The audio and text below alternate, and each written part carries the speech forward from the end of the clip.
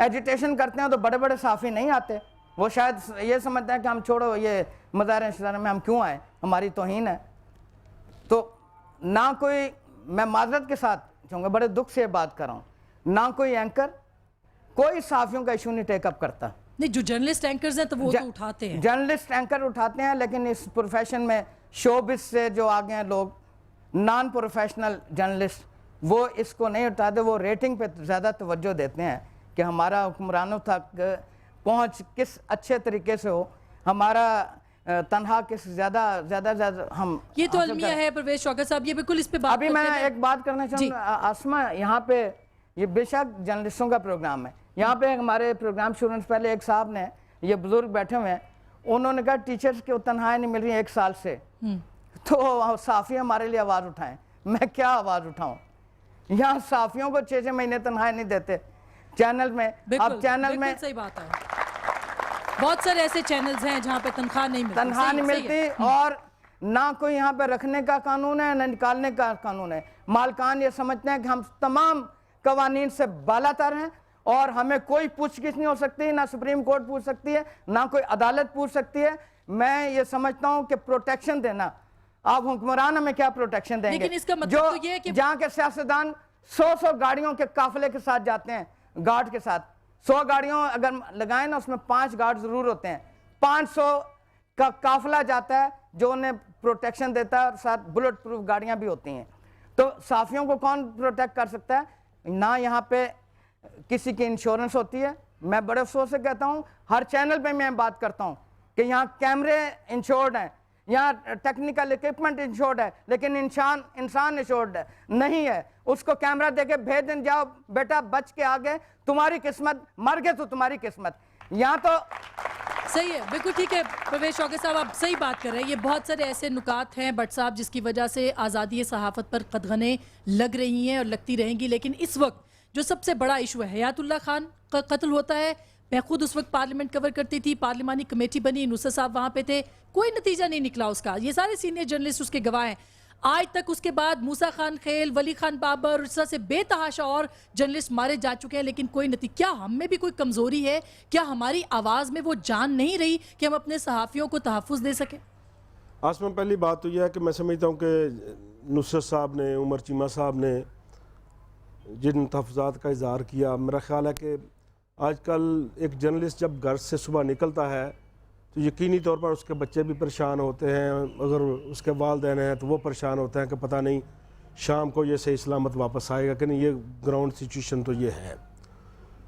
दूसरी बात यह है कि हमारे जो हुकूमतें हैं, सियासतदान हैं और खुफिया एजेंसियां हैं, ये या ताकतवर इदारे हैं, उन्हें 60 साल के दौरान अपना मिजाज तब्दील करना नहीं आया। वो अब तक 47, 50, 60 के दौर में रह रहे हैं। उन्हें सोचना चाहिए कि भाई मीडिया कहाँ से कहाँ तक पहुँच गया है।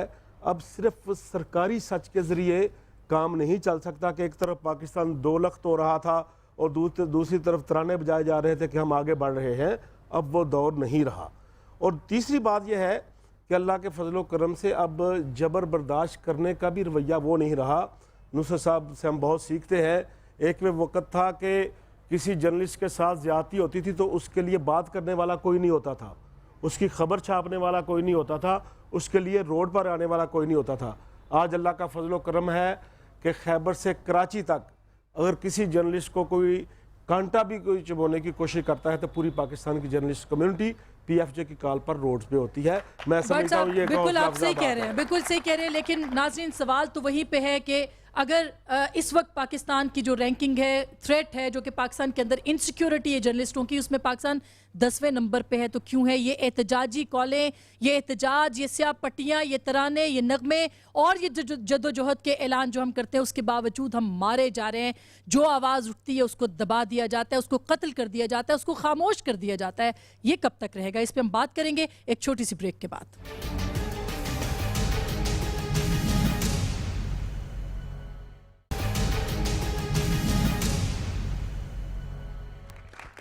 वेलकम बैक नाजरीन, एक बार फिर आपको खुश आमदीद कहते हैं। नेशनल प्रेस क्लब इस्लामाबाद से मामला सहाफ़ियों का है।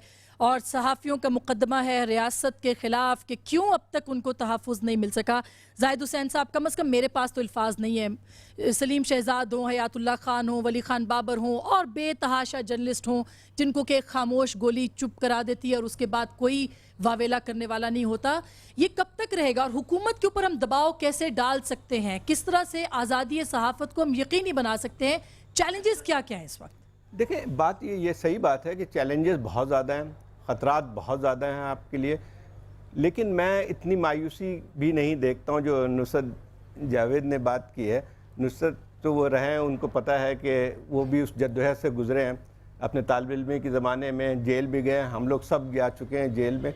और ये बात नहीं है कि लोगों ने जद्दोजहद नहीं की है और या हम इस मायूसी का शिकार हो जाएं कि जर्नलिज्म में कुछ नहीं रखा है। मेरे ख्याल एक वक्त वो था, मुझे अभी याद है कि हमारे साथियों को कोड़े मारे गए थे सरेआम और उनको जेलों में भेजा गया था। मुझे अपना याद है कि जो है मैं जेल में था, मेरी उस वक्त वाइफ थी जर्नलिस्ट थी, वो भी थी और मेरी 1 साल की बच्ची थी, तीनों हम जेल में थे। तो ये सूरत हाल भी पाकिस्तान की तारीख़ में रही है और मैं समझता हूँ कि जो है वो कठिन हालात है। और यकीनी आज जो सूरत हाल है, हमारा दिल जो है काफ़ी दुखता है कि जो आज वाक़यात हो रहे हैं वो उससे ज़्यादा ख़तरनाक हैं, जिसमें बंदे गायब हो जाते हैं। पहले तो ये होता था कि जो है आप जेल में चले जाते थे, आपकी कोई जो है वो कम से कम ये बात आती थी कि आप जद्दोजहद कर रहे हैं, लेकिन ये नहीं होता था कि रातों रात आप गायब कर दिए जाएं और फिर या तो आपको जो ज़ख्मी शुदा हालात में जैसे उमर चीमा मिले थे या वो मिलेंगे या सलीम शहजाद की जो है वो की एक डेड बॉडी जो है वो सामने आएगी। ख़तरनाक बात ज़रूर है, लेकिन मैं थोड़ी सी एक और चीज़ भी कहूँगा कि सूरत हाल ऐसी भी मायूस कुन नहीं। आज लोग जद्दोजहद कर रहे हैं, आवाज़ उठ रही है। आज जो है मैं नहीं समझता हूँ कि आज से 15 साल पहले या 20 साल पहले इस तरह के कोई प्रोग्राम हो सकते थे जर्नलिस्टों के लिए। ये भी ज़रा गौर करें कि आज जो है आवाज़ ज़्यादा है और लोग जो हैं इस पर जो है आपके साथ देने पे मजबूर भी होते हैं।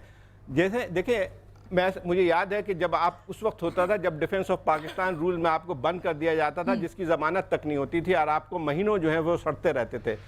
अब कम से कम ये सूरत हाल नहीं है। और मैं समझता हूँ कि जो है ये कहना भी सही नहीं होगा कि उसके लिए आवाज़ कोई नहीं उठ रही है। आज दुनिया हम एक ग्लोबल विलेज में रहते हैं।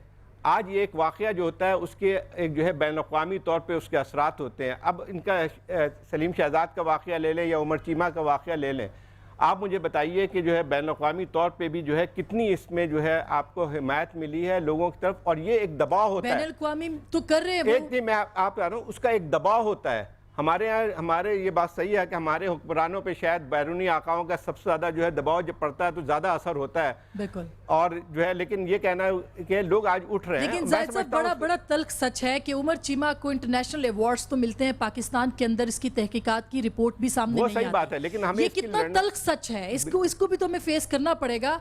आज़ादी तो हमने अपनी जद्दोजहद से हासिल कर ली है, इसका दिफा कैसे करेंगे? देखिए, असल में दफा जो है 2 तरीके से होता है। एक तो आप जद्दोजहद करते हैं, लेकिन अगर हम ये सिर्फ लगा दें कि हमें हुक्मरानों से कोई जो है उस पर उम्मीद वाबस्ता नहीं रखनी चाहिए।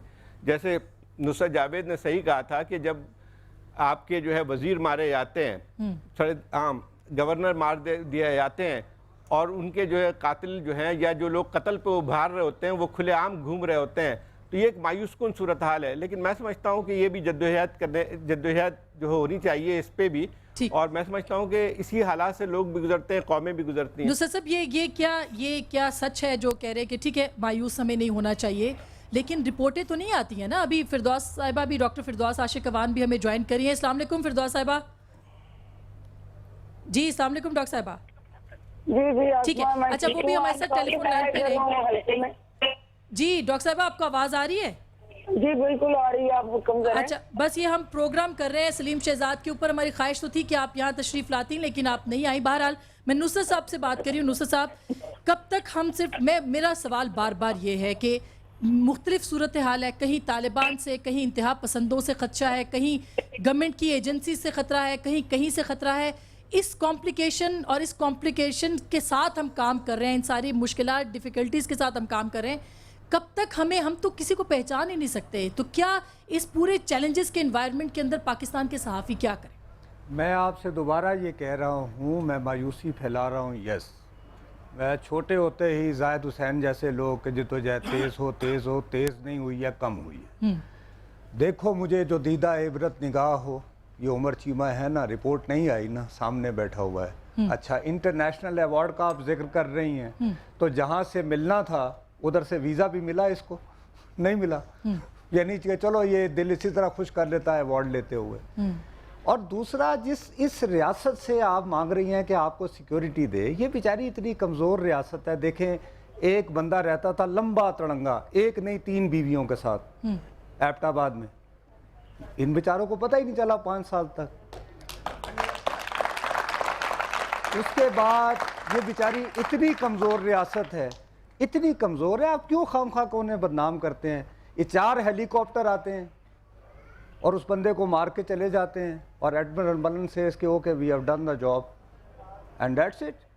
वो रियासत से अब आप ऐसे खामखा, बेचारे कौमी सलामती के इदारों ने APP न्यूज़ एजेंसी के ज़रिए आपको बताया कि हमें मलाइन न करें।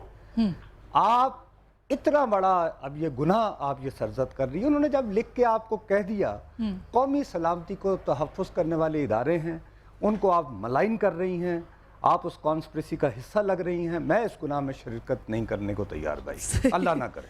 ठीक, बिल्कुल। अच्छा, ये हम डॉक्टर साहिबा से जिक्र कर लेते हैं। डॉक्टर साहिबा, ये पाकिस्तान की रियासत है जहां सहाफ़ियों को तहफ़्फ़ुज़ नहीं मिल रहा, आपकी हुकूमत है। पाकिस्तान पीपल्स पार्टी आज़ादी जमहूरियत पर तब तक यकीन रखती थी जब तक कि वह अपोजिशन पार्टी थी, अब जबकि हुकूमत में है उसके कान पर जूं तक नहीं रेंग रही, ऐसा क्यों है?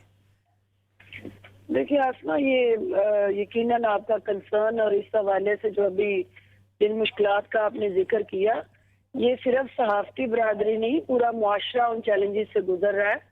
मुझे ये बताएं कि जो आपके जवान, जो लॉ इन्फोर्समेंट एजेंसीज के अफराद या आम पाकिस्तानी बेगुनाह शहरी रोज मारे जा रहे हैं बम ब्लास्ट में, उनको कौन सी एजेंसी मार रही है, वो किसका शिकार हो रहे हैं? ये यकीनन एक ओवरऑल जो सूरत हाल चली हुई है, उसमें कोई भी टारगेट हो सकता है, कोई भी विक्टिम हो सकता है। और जब आप वार ऑन टेरर के हवाले से जिन चैलेंजेस का शिकार है, ये एक बहुत बड़ा चैलेंज आपके सामने है।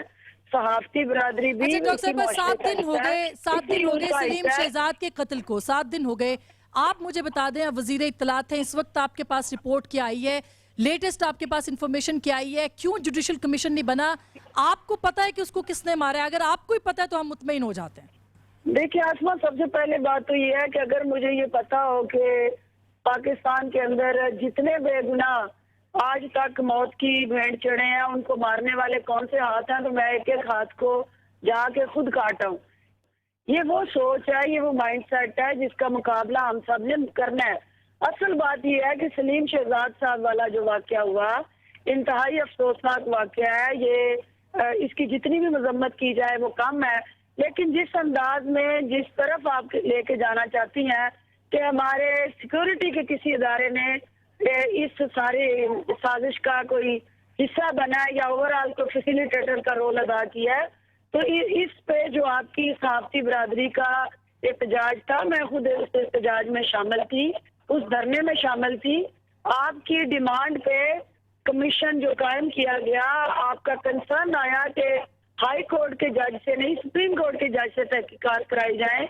आपकी ये रिजर्वेशन जो है वो प्राइम मिनिस्टर ऑफ पाकिस्तान तक पहुंचाई गई है, उसके कुछ तरीकाकार है, उसकी एक समरी मूव होती है। कोई भी जुडिशल कमीशन कायम करने के लिए अच्छा, आप फिर क्या उसको पूरा करने डॉक्टर जा रहे हैं। साहब, मैं आपसे सच की तवक्को रखती हूँ। आज आप वजीर आजम साहब ने आपको क्या कहा है? क्यों टाइम अभी तक नहीं मिल रहा? क्या दिक्कतें हैं कि जो जुडिशल कमीशन नहीं बन पा रहा या सुप्रीम कोर्ट का जज नहीं आ रहा? कम से कम आज आप सच ही कह दें, उसके बाद हम मुतालबा नहीं करेंगे आपसे कि आप कोई कमीशन देखिए, सबसे पहली बात तो ये थी कि मैं कैबिनेट के बजट इजलास में शरीक थी जब आपका प्रोटेस्ट हो रहा था बाहर, और उस प्रोटेस्ट के साथ इजहार यकजहती करने के लिए प्राइम मिनिस्टर ऑफ पाकिस्तान के हुक्म पे मैंने बजट की जो कैबिनेट की ब्रीफिंग थी वो छोड़ी और आपके साथ धरने में शामिल हुई। और जब आपने डिमांड की कि जुडिशल कमीशन होना चाहिए, प्राइम मिनिस्टर ऑफ पाकिस्तान ने उस डिमांड को माना और उन्होंने कहा जी कि आप इनको इंश्योर करें कि हम आपको जुडिशल कमीशन का जो आपका मुतालबा है, इसकी आज़ादाना मुनसिफाना तहकीकात का, हम उसको पूरा करने जा रहे हैं।